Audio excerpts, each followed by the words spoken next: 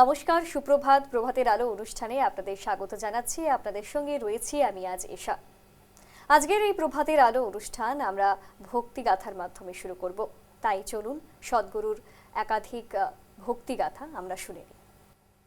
কখন একটি রোমান্টিক সম্পর্ক শেষ করা উচিত?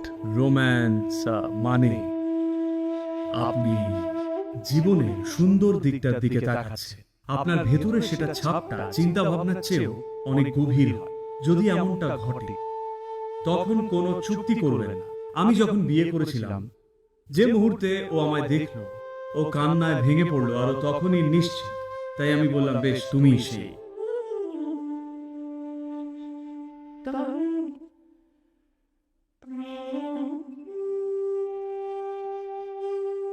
নমস্কার সদ্গুরু, আমার নাম ক্ষিতিজ। আর এই বড় গোলক ধাঁধা যার মধ্যে দিয়ে আমরা এগোচ্ছি তার একটা ছোট্ট অংশ হলো আমাদের ডেটিং লাইফ আর নানান রিলেশনশিপ। আর আমাদের কোম্পানি হিসেবে আমরা তরুণদের, ধরা যাক 18 থেকে 35-40 বছর বয়সীদের এই পথটা পেরোতে সাহায্য করি।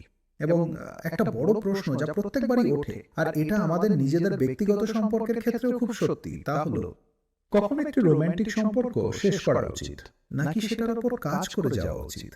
কারণ আমরা বড় হতে হতে দেখেছি আমাদের বাবা মাকে, মানে এখন আর জনম জনমের সাথে নেই। একদমই জনম জনম আর নেই, শুধু শুধু এই জনমটাই এত কঠিন হয়ে যায়, কিন্তু ওই ব্যাপারটাও থাকে। মান্থলি, তাই কি? দেখুন, আমরা সবকিছুর ক্ষেত্রেই ভাবছি কবে তার শেষ, এমনকি মানুষের রিলেশনশিপ বা সম্পর্কের ক্ষেত্রেও। দেখুন, সম্পর্ক অনেক ধরনের হয়, কিন্তু আজ আপনি মুম্বাইতে আছেন আর আপনি এই রিলেশনশিপ শব্দটা সেভাবেই ব্যবহার করছেন যেভাবে আমেরিকানরা করে।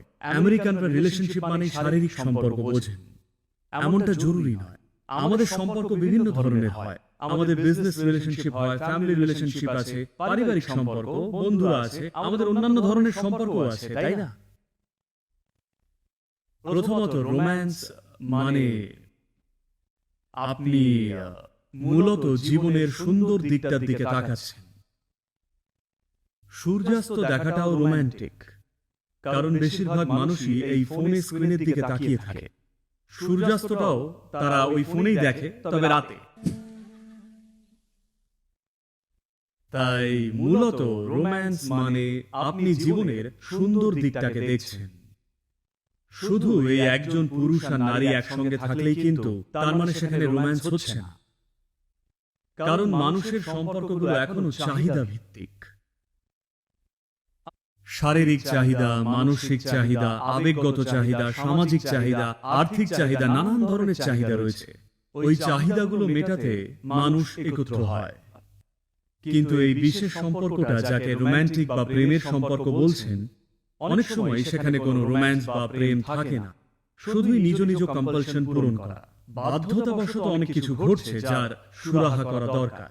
তো কিছু কিছু মানুষ নিজের বাধ্যবাধকতাগুলো সুন্দরভাবে মেটায়, আর কিছু মানুষ মেটায় খুব কুৎসিতভাবে, কদর্যভাবে। যেখানে আপনার আবেগ জড়িয়ে আছে, যেখানে আপনার শরীর জড়িত, চিন্তা আলাদা। দেখুন, চিন্তার স্তরে এখন আপনার সাথে মিশতেই পারি, কিন্তু পরের মুহূর্তে সরেও আসতে পারি। চিন্তা খুব তৎপর। কিন্তু একবার আবেগ আর শরীর জড়িত হলে আপনার ভেতরে সেটার যে ছাপ পড়ে তা চিন্তা প্রক্রিয়ার চেয়েও অনেক বেশি গভীর হয়, তাই নয় কি? একবার সেই ছাপটা যখন পড়ে যায়, আপনি চলতেই থাকেন। কারণ একটা ডেটিং অ্যাপ আছে, বা যাই হোক, কি নাম যেন বলছিলেন, ডেটিং অ্যাপ। তো যেহেতু এমন একটা অ্যাপ আছে যেখানে আপনি খুঁজছেন, আমি সুইগিতে যাব নাকি উবার ইটস, নাকি এটা সেটা, এই রেস্টুরেন্ট সেই রেস্টুরেন্ট, ওকে 5টা রেস্টুরেন্ট থেকেই অর্ডার করি। মানুষ তো এটাই করছেন। তো এখন রিলেশনশিপের জন্য একটা অ্যাপ থাকায় আপনি যদি সেই রকম শুরু করেন, মনে হয় যেন আপনি খুব স্মার্ট। কারণ একটা অ্যাপে আপনি এর সাথে, আরেকটা অ্যাপে আছেন অন্য কারোর সঙ্গে, অন্য আরেকটা অ্যাপে আরেকজনের সঙ্গে। এই তিনজন কখনোই সামনাসামনি হবে না আপনার আশা। শহরটা যথেষ্ট বড়, আর হয়তো তারা একই শহরেরও নয়। দেখুন, টেকনোলজি একটা দুর্দান্ত হাতিয়ার। আমাদের দেখতে হবে কিভাবে এটা দিয়ে আমাদের জীবনকে উন্নত করা যায়, কারণ সেটাই টেকনোলজির উদ্দেশ্য। কেন আমরা এত সব মেশিন বানালাম? দেখুন, ধরুন আপনি যদি গাছের মতো হতেন, মানে যদি এক জায়গাতেই দাঁড়িয়ে থাকতেন, আপনি কি তাহলে একটা সাইকেল বানাতেন বা আবিষ্কার করতেন? বলুন আপনারা। যেহেতু আমরা ইতিমধ্যেই চলাফেরা করতে পারি, তাই আমরা আরো উন্নত মানের চলাফেরা বানালাম। তাই আরো আরো কত কি বানালাম, ফলে এখন কোথায় না যাচ্ছি। আমরা এখন যাচ্ছি মহাকাশে, শুধু চলাফেরা করতে পারি বলেই। যেহেতু আমরা কথা বলি, তাই বানিয়েছিলাম মাইক্রোফোন। যদি কথা বলার ক্ষমতাই না থাকতো, তাহলে কি কখনো মাইক্রোফোন বানাতাম, টেলিফোন বানাতাম? যেহেতু দেখতে পারি, তাই আমরা বানিয়েছিলাম মাইক্রোস্কোপ, টেলিস্কোপ ইত্যাদি নানান রকম স্কোপ। তো মূলত প্রতিটি মেশিন এবং টেকনোলজি যা আমরা আজ পর্যন্ত বানিয়েছি, তা আমাদের কাছে আগে থেকে যে ক্ষমতাগুলো আছে তারই একটা সম্প্রসারণ মাত্র। যেমন ধরুন আপনি যদি 60 বা 70-এর দশকে থাকতেন, তখন শুধু আপনার পাড়ার কোনো মেয়ের সাথেই প্রেমে পড়তে পারতেন, সে যেই হোক। এখন আপনি 10,000 মাইল দূরে থাকা কারোর সাথেও প্রেমে পড়তে পারেন, চাইলে 10 জনের সাথেও, প্রতি 1000 মাইলে একজন।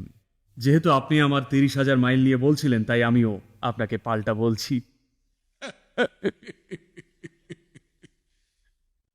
দেখুন, একটা নির্দিষ্ট সুবিধে থাকাটা ভালো, কারণ তা না হলে আপনার বাবা মাই হয়তো কাউকে খুঁজে বলতেন, এই মেয়েটাই তোমার জন্য ঠিক। কেন? কারণ ওর গ্রহ নক্ষত্র ভালো, ওর বাবা খুব ভালো, আর যাই হোক না কেন। কেন যে আপনাদের এসব বলতে যাচ্ছি জানেন, যখন আমি বিয়ে করতে যাচ্ছিলাম, আমি জাস্ট ওই মেয়েটাকে দেখলাম, আর আমি শুধু ওর ডাক নামটাই জানতাম। আমি এমনকি ওর পুরো নামটাও জানতাম না। আমি ঠিক করলাম যে ওই সে। তারপর গিয়ে আমার বাবাকে বললাম। উনি বললেন, কে এই মেয়েটা? ওর বাবা কে? সে কি করে? তারা কোথায় থাকে? আমি বললাম, আমি কিছুই জানি না সে কে। কি? তুই তার বাবাকে চিনিস না, পরিবারকে জানিস না, তাদের কিছুই চিনিস না, কিছুই জানিস না, বিয়ে করবি কি করে? আমি বললাম, দেখো, আমি শুধু মেয়েটাকেই বিয়ে করছি, ওর বাবাকে বিয়ে করার আমার কোনো অভিপ্রায় নেই, শুধুই মেয়েটাকে। আসলে আমি নিজের জীবনে কখনোই কিছু খুঁজছিলাম না। আমি ভেবেছিলাম বিয়েটি আমার জন্য নয়, কারণ আমি নিজের কাজেই খুব ব্যস্ত ছিলাম। যে মুহূর্তে ও আমায় দেখলো, ও কান্নায় ভেঙে পড়ল, আর ওর কোনো উপায় ছিল না। আমি যেখানেই যেতাম, ও আমায় অনুসরণ করতে শুরু করলো। তাই আমি বললাম, বেশ, তুমিই সেই। যাকেই দেখবেন তার অনুভবে আপনিই একমাত্র আছেন, তাহলে হ্যাঁ, কিন্তু সবাই হয়তো তেমন অবস্থায় পৌঁছয় না। তখন আপনাকে চুক্তি করতে হবে। ডিল বা চুক্তি ম্যানেজ করতে হয়, ভালোবাসাকে ম্যানেজ করতে হয় না। ডিলগুলো ঠিকঠাক ম্যানেজ করতে হয়, এটা একটা দেওয়া নেওয়ার ব্যাপার। শুধু একতরফা লেনদেন কাজ করবে না, তাই না? সবকিছু, যে কোনো কিছুতেই, সেটা বিয়ে হোক বা বাজার, দুই পক্ষেরই লাভ হওয়া উচিত, তা না হলে এটা কাজ করবে না, তাই না?